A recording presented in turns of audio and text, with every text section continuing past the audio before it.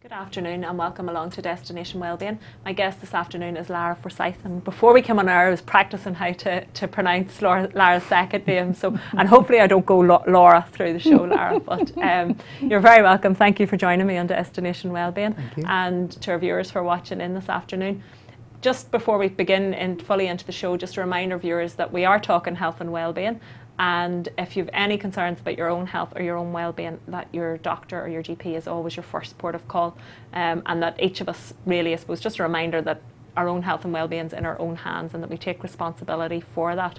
But Lara, we're here today to talk all about DNA activation and the modern mystery school. So can sound a bit, maybe people who aren't familiar with that, it sounds all a bit strange and unusual, but I myself have experienced a treatment and found it really great. So, and I've lived to tell the tale, and I'm still here. So, so tell us a little bit more about yourself and DNA activation and what benefits it can bring into our lives, really. Okay.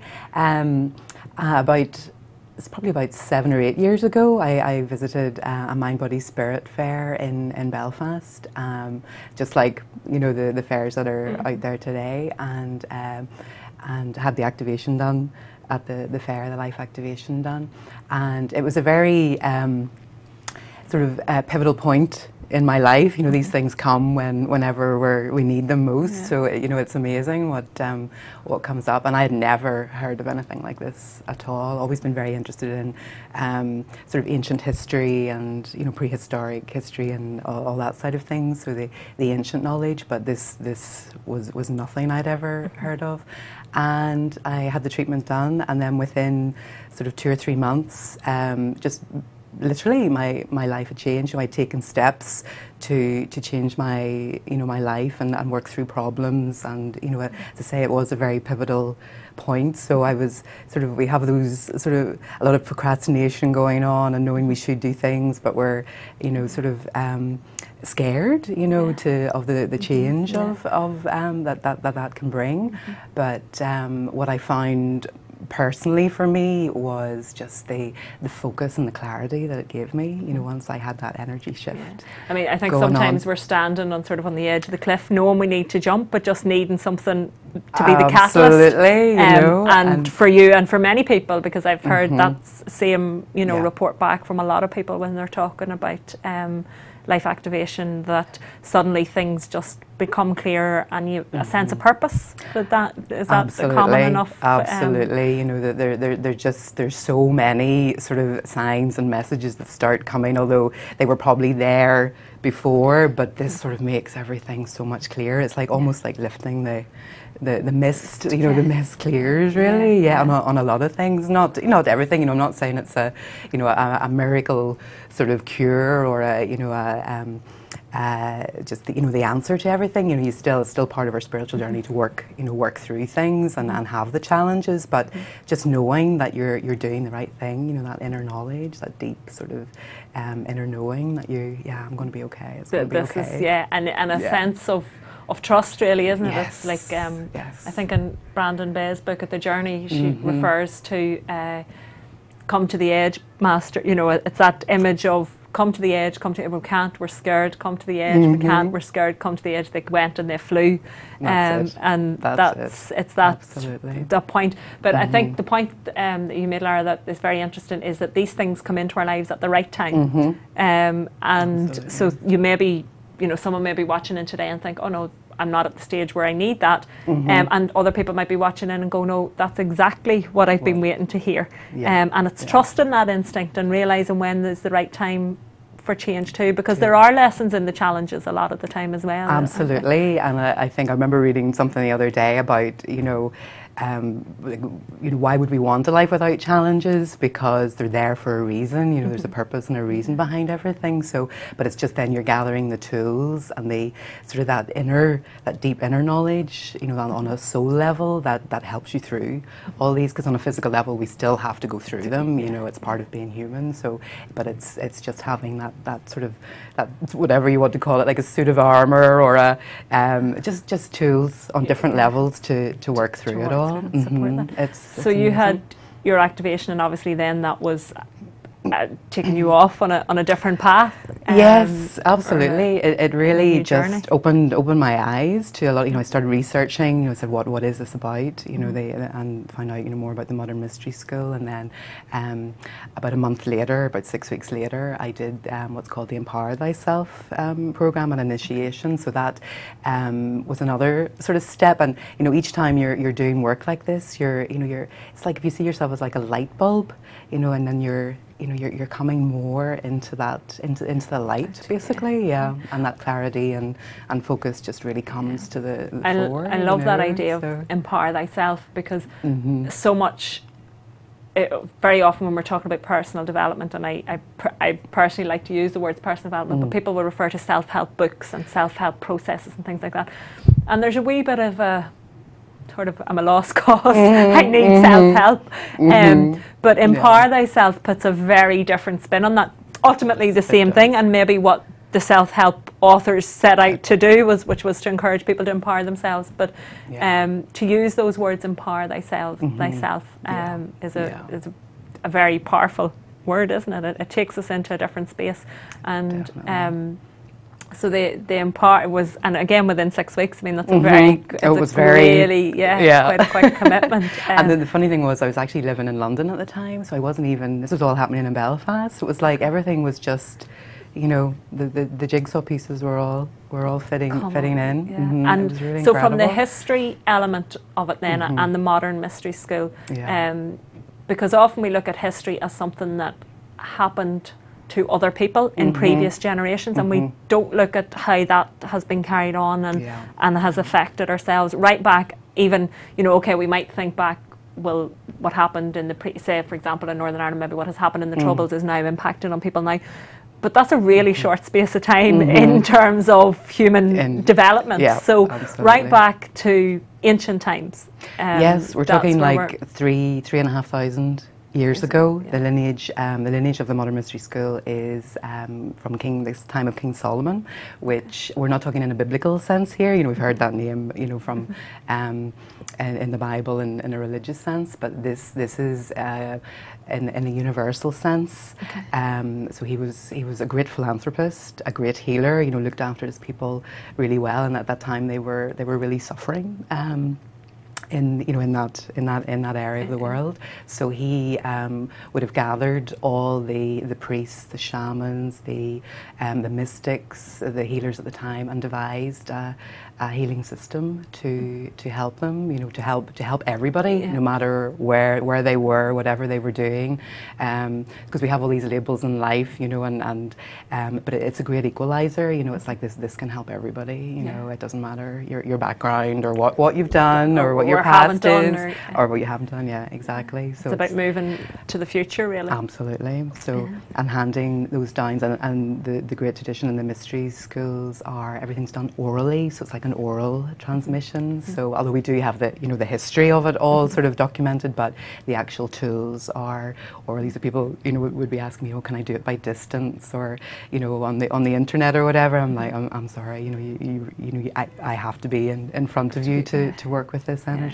So, which is fascinating in itself, because that is such an ancient way of carrying story and things forward, isn't it? Absolutely. And I suppose some of that, possibly in my understanding, not great, but some of that became from the perspective that if it was written down, it could get lost because it was easily destroyed, whereas when it was within people, there was less likelihood of that happening. Although people were at certain times, it was underground for a long time because people were persecuted when they realised the authorities or whatever realised that people had this powerful information. Well, I think that has repeated itself throughout history, hasn't it? At different stages where people are much easier to control if they're not in control or not empowered themselves. Absolutely, so we'll take them away and we'll if they feel for 1 second that it could be something in their control, well then we lose the power and the control on that, don't we? Exactly,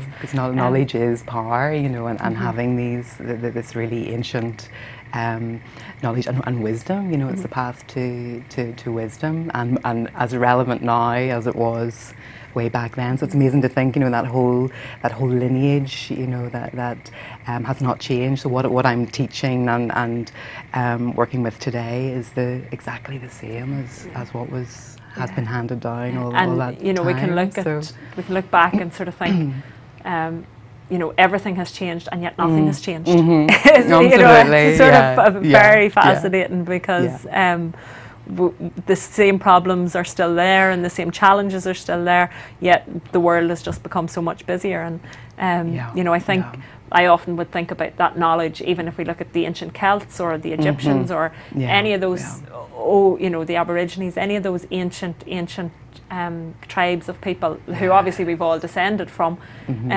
But you know, the knowledge that they had, like for the pyramids to be built or for the passage tombs, and you know, if we look at Newgrange or we look at even very close to us here, the passage tomb at the top of Slieve Gullion, that you know, that they had the information and the knowledge to allow the light, you know, to know that the light was going to light that passage at a particular time you know, on the winter solstice and things like that.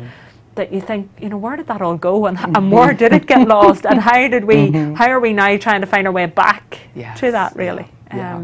I think it's like on a soul level, you know, we're the whole world is going through this soul awakening. You know, we're in a new paradigm, and it is, our souls are being called to wake up. So this ancient knowledge, you know, that they say, you know, everything, the answers are within us. You know, we don't, you know, it's sort of an easy thing to do, to look outside all the time, and it's sort of, we're conditioned to do that. But you know, if we sit back and you know, a lot more people now are meditating and just listening for those answers. So you know, that's really the wisdom that we're dealing with here. I suppose maybe for the evidence of that change in paradigm, or change of energy of where we are, is where we look around on a very practical level at the changing in bank structures and government structures, and all of this would maybe appears to be chaos in one sense. So I'm kind of thinking maybe, you know, we're talking language of the paradigm and things like that, and it's stuff that we can grasp in one level, and I, you know, I myself am quite used to that. But we only have to look as well at the very practical level of how things have shifted and changed over the last sort of, even I suppose we could go back to the changes starting to happen about 10 years ago. Absolutely. That the things were starting to fall, and even with the onset of the internet, I think, has been a massive empowering tool for people, because the information is there. And there are other viewpoints. It's very different to how the ancient mystics would have accessed it. But you know, we can now go with information, and we're not waiting for the educated few or elite to provide us with information. But as you say, then it is about going inside, and it's the knowledge is within, really, isn't it? And it's really just, it's finding sort of that match to like the spark, and that's what I find the life activation did for me. You know, it sort of ignited sort of the whole journey, which is, you know, it's never ending. You know, I'm still learning and still growing on that journey as well. So it's just, it sort of gathers momentum, and but you're never given anything until you're ready. You know, there's always that sort of you know, you need to learn something completely and then move on to the next step. So it's a great sort of it sort of kicks the ego into shape too. You know, you really have to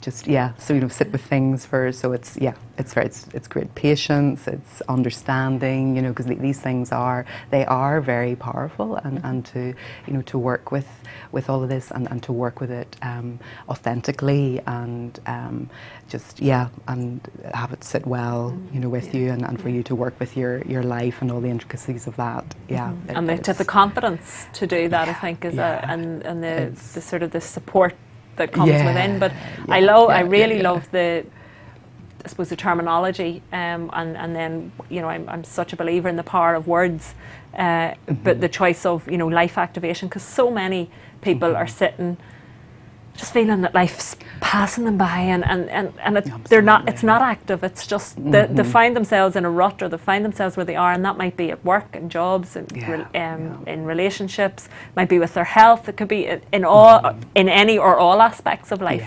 But this idea of sort of, okay, you know, we've done this period, and now we're going to activate the life within as such, and really bring people to their own true sense of themselves, and to get all of the good that life can bring and offer is an amazing process, an amazing tool as well. Definitely. And then, as I said, the empower thyself is another level to that, isn't it? So we'll waken it up, and then we'll power it, and then we'll move on from there. Really, it's really sort of, you're woken up, and then you're not sort of left hanging. You know, what's next, or what do I do now, sort of thing. You know, there's always a next step. So you're constantly sort of guided, and when you're ready, then, you know, as I say, the teacher appears, the door opens, and, you know, the answers start to come.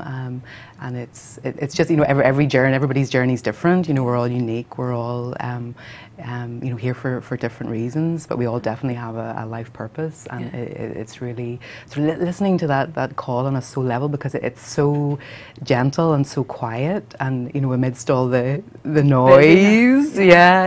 So it's really, you know, when you feel sort of you know, I you know, and that's answering that call and taking the action. You know, I find that a lot. It's you know, the door's open, but it's up to you to physically take that action. As the saying goes, we can take a horse to water, but we can't make them drink. Absolutely. It fits in quite well with that, doesn't it? So if someone was to decide, okay, you know, yes, this is sitting right with me, and this feels like the next stage of the journey that I need to take, what can they expect from a treatment or a session, or how does that work? You know, I sort of can't sort of pigeonhole what would happen for everybody, but sort of the most common sort of experiences people would have would be relaxation as well. It's a very deep sense of calm, and just that knowing. You know, a lot of it's very sort of inner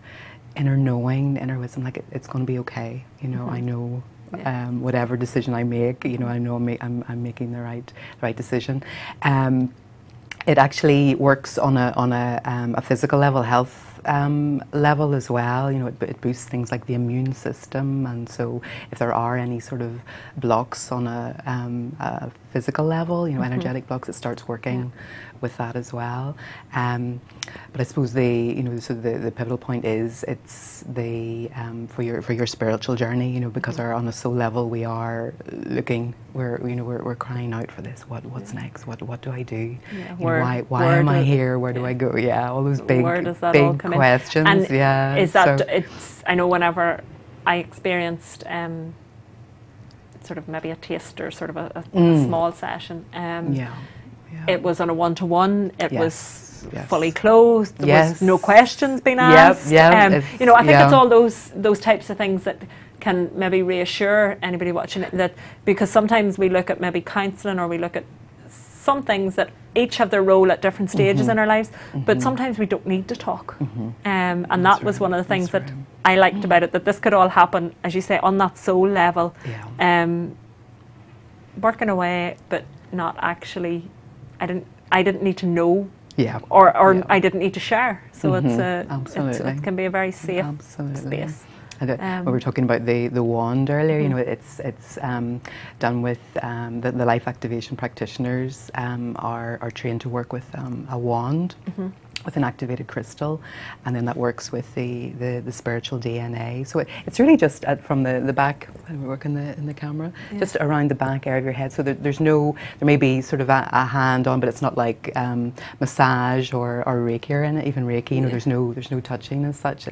It's all done in your etheric energy. So people may feel sensations, you know, if they're sensitive to that, you know, hot, cold, or, you know, tingling or whatever. But, you know, it doesn't matter if you don't, you know, and it's really, it's still working, and the work continues afterwards. Then, doesn't very it, much as so. well? So, Well, Lara, thanks a million for joining me today, because as I said, I love those words, life activation, empower thyself. You know, they're such a powerful time, and the time is right now for us to start maybe looking into some of that, and not just, I suppose, within ourselves, but for me, the global energy, or the what's happening globally is supporting each person kind of waking up as well, and we're seeing more and more evidence of that. So I know you've just recently, or fairly recently, moved back to Belfast to set up practice and stuff as well. And we've details there of your website and stuff too, if it is something that anybody would like more information on, or certainly through the Destination Wellbeing site, you'd be able to get in touch with me, and I can pass on the details to Lara for any questions, because I think sometimes when it's a fairly new experience for people, there may be some questions. So please do get in touch and ask them, because I know those words are just still buzzing with me, you know, activation and get moving, because that, a lot of stuff is, you know, we know it and we can sense and we know something needs to change, but we just don't have the tools or the courage, or we just haven't had that wakening up that allows us to do that. Absolutely. So it's great to hear that work is being done, and that it's there and it's accessible and we can reach it. So thanks a million for your time today. Thanks for having me. Thank you to our viewers for watching in, and I'll be back on Thursday morning with Rowan, so I'll be filling in on, or be chatting with Rowan on Destination Newry morning show, and then Destination Wellbeing goes out on a Tuesday and a Thursday afternoon, and we have a wide range of different topics available on demand on our website as well, so do feel free to watch in and click into some of our other interviews with lots of wisdom as well. Lara, thanks a million for today, and thank you for watching in.